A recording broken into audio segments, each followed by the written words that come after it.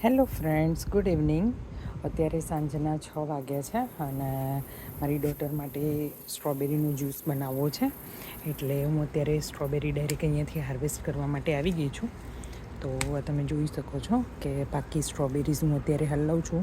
Actually 2 દિવસથી વરસાદ છે અને એના લીધે આ તમે જોઈ શકો કે સ્ટ્રોબેરીઝ તરત જ ખરાબ થવા લાગે છે. તો હવે અને આમ પણ વિન્ટરની સિઝન સ્ટાર્ટ થવાની છે, તો બની શકે એટલું મેક્સિમમ યુઝ કરી લેવાનો ટ્રાય કરીશું. અને મારી ડોટરને ભાવે છે બ્લૂબેરી, સ્ટ્રોબેરી અને આ જુઓ, તમે જુઓ કેટલું આ બધા જીવડા છે ને બધા ખાઈ ગયા. એટલે બ્લૂબેરી, સ્ટ્રોબેરી અને ગ્રેપ્સ, એ ત્રણનું મિક્સ જ્યુસ એને ભાવે છે. તો અત્યારે હાલ હું એને બનાવીને પીવડાવીશ. જો બધામાં જેવું થઈ ગયું છે, જીવડા છે અને એ બહુ જ એમ કે બધું ખાઈ ગયા હોય એવું થઈ ગયું છે. જો તમે, ક્વોલિટી એની એકદમ જ ખરાબ થઈ ગઈ. હમણાં 2-3 દિવસ પહેલાં મેં તમને જ્યારે વિડીયોમાં બતાવ્યું હતું એ વખતે એકદમ જ સરસ હતી, પણ અત્યારે હાલ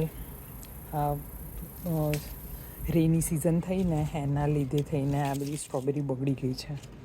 જો તમે જોઈ શકો છો, આ બધી જ ખરાબ થઈ ગઈ. એટલે હવે આ બધું વિન્ટર આવવાની તૈયારી છે, એટલે હવે બધું કાઢી નાખવું પડશે. અત્યાર સુધી બહુ મજા કરી લીધી સ્ટ્રોબેરીઝમાં.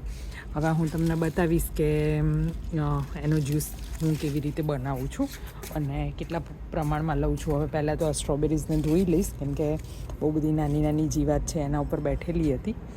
તો પહેલાં ક્લીન કરીશ અને પછી એનો જ્યુસ બનાવીને તમને બતાવું કે એની કન્સિસ્ટન્સી હું કેવી રાખું છું. જો મેં અત્યારે 7-8 જેટલી સ્ટ્રોબેરી હાર્વેસ્ટ કરી છે.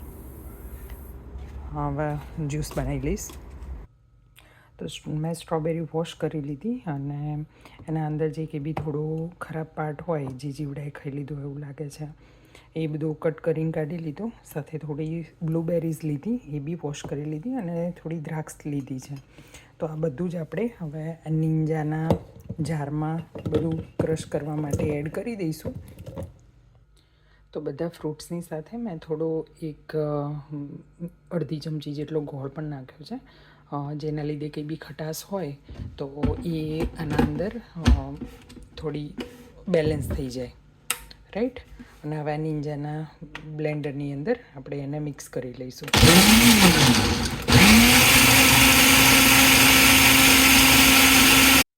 તો મેં આમાં જરા પણ પાણી નથી નાખ્યું, કેમ કે પછી જ્યારે આ જાર ક્લીન કરવાનું થાય એ વખતે થોડું પાણી એડ કરીશું એટલે એ ડાયલ્યુટ થઈ જશે. તો મેં અત્યારે હાલ છે એને આપણે સરસ એવું સ્ટ્રેન કરી લઈશું, કેમ કે એના અંદર કંઈ બી નાના ગાંગડા કે કંઈ રહી ગયું હોય તો એ વચ્ચે ડિસ્ટર્બ ના થાય પીવામાં, ક્લીન જ્યુસ મળે એના માટે. તો જ્યુસ રેડી થઈ ગયો છે અને હવે હું એને આ બોટલની અંદર ટ્રાન્સફર કરી દઉં. મારી ડોટરને છે ને એક વસ્તુની ખબર નથી પડતી કે આઈસ્ક્રીમ શું હોય, કેમ કે મેં એને ક્યારેય ખવડાવ્યું નથી. એકચ્યુઅલી ખાય છે પણ એને એવું ખ્યાલ નથી કે આને જ આઈસ્ક્રીમ કહેવાય. તો જ્યારે જ્યુસ પીવડાવવાનું હોય અને એને મન ના હોય પીવાનું, તો એ વખતે અમે એને એવી સ્ટોરી બનાવીએ કે અરે આ તો આઈસ્ક્રીમ જ્યુસ છે, અને ખુશી ખુશી પી પણ લે છે. 19 મહિનાની થઈ છે. ઓકે, તો આ થઈ ગયો છે એના માટે juice ready. Thank you for watching.